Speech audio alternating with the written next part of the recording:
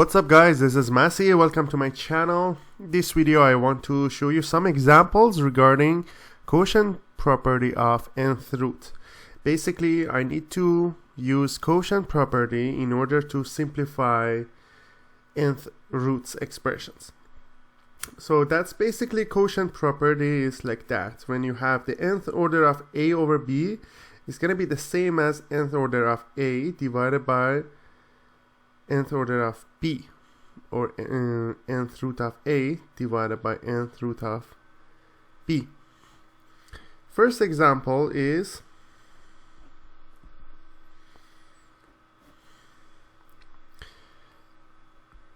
third root of negative 108 divided by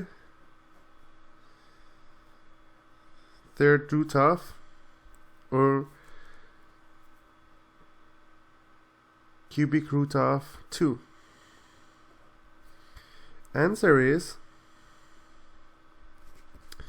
that's gonna be equal to cube root of negative 108 divided by 2, which makes it negative 54, and that's gonna change to negative 3 to the power of 3 times 2. And then we can separate these two. We can have negative 3 to the power of 3 third root times third root of 2. And then the exponent 3 and root cancel each other. It will be just negative 3. And here we have cube root of 2.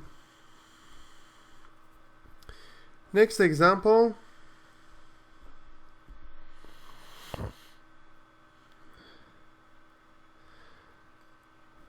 I have fourth root of 96x to the power of 7 divided by fourth root of 3x squared. The answer will be, we combine them, we use quotient property. 96 divided by 3 is 32. X to the power of 7 divided by x to the power of 2 is going to be x to the power of 5. Then I can separate this. 32 is 2 to the power of 5, or I can say 2 to the power of 4 times 2. X to the power of 5, I can change it to x to the power of 4 times x.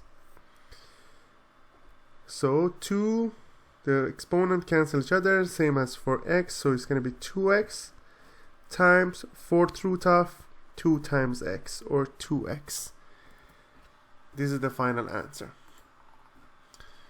So sometimes you can show it by absolute value of x, because when it comes out of the square root, it has to be positive. I hope you enjoyed this video. Please leave me a comment if you have any question, and I'll get back to you as soon as possible. And please don't forget to subscribe to this channel. You can find out lots of videos and playlists regarding all different topics in math and science. Thank you and have a great day.